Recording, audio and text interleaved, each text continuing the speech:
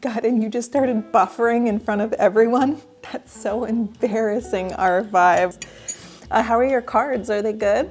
Yeah, my salmon is really good. You cooked it really well. Oh, this, yeah, this is a new shirt. I was gonna tell you about it soon. Well, it says polycamerous. Polycamerous. I know. But you know how the Z9 just came out? I used to shoot the D850 and then I shot the A7R3. This is my job. I try all the new cameras and like my shirt says, I'm polycamerous. I can love more than one camera. So just because I'm trying something new doesn't mean that I don't love you. I don't love you.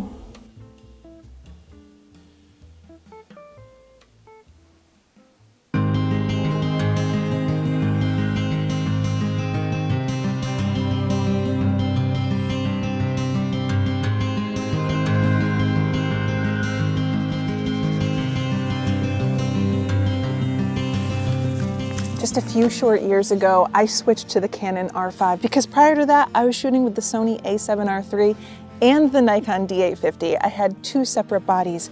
And when the R5 came out, it was amazing. It had 20 frames per second. I could shoot portraits, wildlife, and everything because it had an amazing autofocusing system and it was mirrorless, so it was silent. It had everything going for it, but something's changed. More cameras have come out with great features like the Nikon Z9 and also the Sony A1, and they sometimes surpass the abilities of the R5. So now I'm wondering, is it time for me to switch? Is there a better option for me? So I'm going to be going through each body's capabilities, what lenses they have to offer, the pros and cons of each system, and the specs and the price and everything like that. And in future videos, I will be going into more in-depth reviews of what each camera is capable of when it comes to travel, wildlife, portraits, and all of that. But for now, we're going to do a general overview. Some part of me is hoping that I stay with the R5 because that'd be easier than switching again. But thankfully, KEH makes it simpler and safer than ever to sell and buy new gear. And in fact, before we used KEH, we had a big problem with trying to sell gear and having it stolen. Yes, we had multiple cameras stolen by scammers and shipping scams and lost equipment and like shipping damage.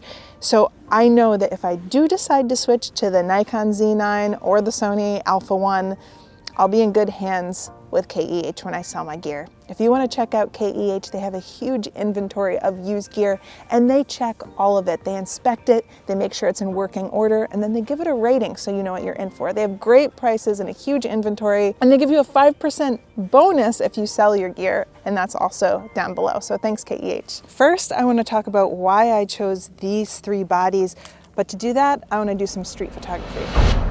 So why did I choose these three bodies? I have the R5, the Z9, and the Alpha 1. Well, first of all, I knew that I wanted silent shooting for wildlife, so that rules out a DSLR body and I'm stuck with mirrorless. I also knew that I wanted higher megapixels, so that rules out the R3 because it's got 23 megapixels or 24 megapixels, even though it's Canon's flagship camera. And although that might be ideal for somebody, it's not ideal for me. I want that super high resolution, and so I'm left with these three things. I also wanted anti-theft technology because these three cameras, each of them is worth over $5,000. And so I would love if I could kind of lock these down and make the theft process more difficult for somebody. Unfortunately, that's not an option right now, but wink, whoever does that is going to have a big leg up because everybody wants that, I guarantee. Well, except for the people in the comments who are going to say they do not want it, but they're wrong. So let's go over the specs. First, we'll start with the Canon R5. We got 45 megapixels, 20 frames per second, which is a little bit slower than some of these other cameras. One thing I love about it is it has this fully flipping screen, so that means if I'm out and about and I want to film myself in a video, it's possible. It's also a fairly compact body at 26 ounces. It's not bad, it's easy for travel, it's easy to pack. Next we have the Nikon Z9. It's $5,500, also 45 megapixels. It's 20 frames per second raw, but if you shoot in JPEG mode, you can get up to 120 frames per second. I'm not sure if I'm gonna use that because I'd want that super high frames per second when I'm shooting wildlife, and that's also when I need the most dynamic range when I'm editing, so I typically shoot RAW, but I'm gonna try that out, shooting JPEG and seeing what it looks like if I try to recover the shadows and things like that. This is the largest form factor. This is 46 ounces. It's almost twice the size of the Canon and the Sony. It's a chunky boy. Look, I don't want to body shame, but yeah.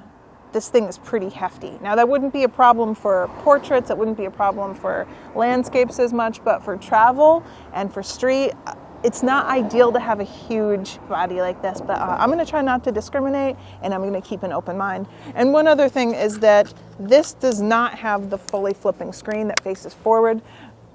Maybe you don't care about that, but sometimes I do like to film myself in video for reviews like this, and so that is one little drawback. And then last but not least is the Sony A1. This has the most megapixels. It's 50 megapixels. It's also the most expensive at $6,500, and it does 30 frames per second RAW. So that's the most frames per second. I don't know if I'll use that. I'll have to try it out and see if it works out for me. This also does not have the fully flipping screen, so I wouldn't be able to film myself if I wanted to. It's the same body size as the Canon, so it's 26 ounces. There are two things that I'm not really excited about with this camera. One is that the flip screen doesn't flip around and face forward, as I've talked about, and the other is that the memory card, oh shoot. That was dramatic. This is a dramatic memory card because it's the CF Express Type A card. This is twice as expensive as the other cards on the other cameras. It also doesn't come with as high of storage. It has 160 gigs, and typically we like 240, and also it's a little bit slower than the other cards. So this is not ideal, but it's not necessarily a deal breaker. It's not a deal breaker for Tony. All those specs are good and well. All cameras look good on paper pretty much, but what I'm interested in when I do my testing and my future videos is how they actually handle. How do they feel in hand? How do they function? If you have one mode on, does it mean you can't use another mode and then you have to figure it out? Are the Sony menu systems gonna make me sad again, or are the updates sufficient enough that I'm gonna like it? These are things I'll only find out once I get into deeper testing.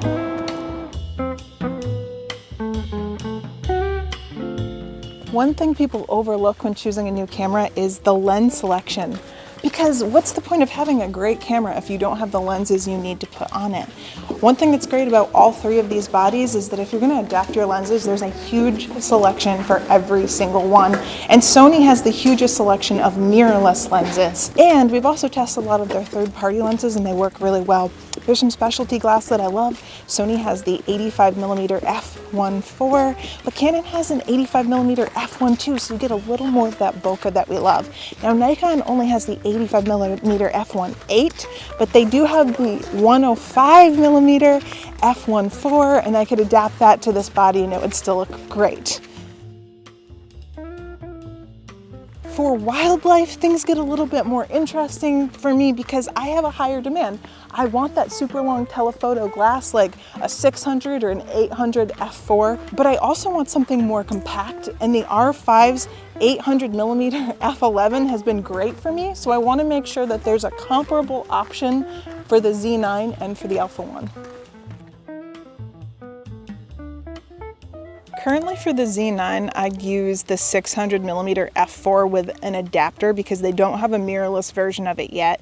They do have a 400mm f2.8 that's supposed to come out, which sounds awesome, but it's $14,000. And also, it's been kind of difficult to get my hands on some Nikon gear. The shipping can be slow, so I don't really know if that would be an instant possibility for me. The Canon and Sony both have 600mm f4 lenses, and they're more updated than the Nikon 600mm with the adapter. That's just a bit of an older lens and it's heavier, so these newer ones, even though the Canon basically just has a built-in adapter, it would be a better option for me. I really am concerned about having that compact wildlife lens though, so I'll be looking for those in my wildlife video. Maybe you're not entirely ready to switch your entire camera or your camera system, but you might be ready for a new lens or maybe just a new camera, and KEH makes that easier than ever to do because they take your gear, they assess it, they safely ship it to them, they even send you the label, and they just give you money, and they're not scammers, so you don't have to worry about arguing with someone on Facebook Marketplace or eBay answering all sorts of questions. They're professional, they're fast and easy, and they even give us a 5% bonus coupon so that you get 5% more for your gear, and that's down in the description below. If you're looking to buy gear, it's also easy with KEH. You can get some really cool vintage glass or even an older body for a really great price, and they inspect everything and rate it so you know you're getting something in good condition, and if it's not, they have a warranty, and they give 5% off with the coupon that's also down in the description below. So thank you, KEH, for making this video possible and for making getting great gear easier than ever. I know that there's so much to consider when trying to choose a camera. I get your emails, you ask me, and that's part of the reason I'm doing this switch is because I want to take you through what I think about when I'm switching. It's highly unique to you. There's no perfect camera, there's just the right tool for you. And so on top of thinking about your body and the specs and how it handles and the lens selection, one thing that I think about is the company. What are they doing next? What is their lens roadmap? Are they coming out with things that I want? And if they do say they're coming out with them, do they actually deliver and then ship them?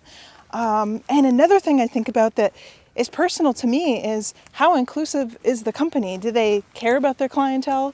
Do they cater to women at all? I love that Sony has that alpha female thing. If they're thinking about the other 50% of the population, maybe they'll actually stick around a little bit and have enough of a budget to innovate more cool stuff.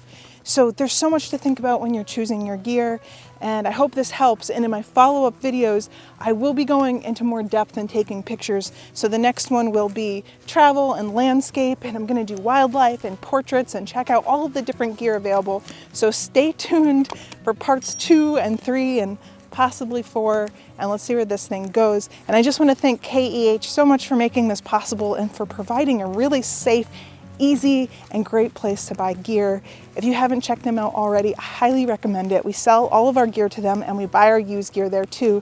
Go to keh.com and check out the coupons and the bonus down below in the description. See you next time.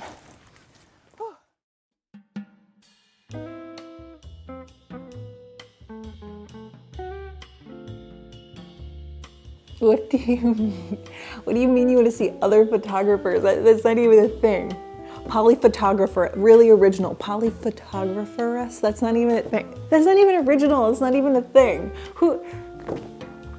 You're gonna join a rental agency and rent your body out. This is crazy. I'm just trying a new camera. Like, what are you talking about? You want to go to the Olympics? I never take you to the Olympics. Now you want to, okay, polyphotographers. What? You know what? I knew that you would act this way.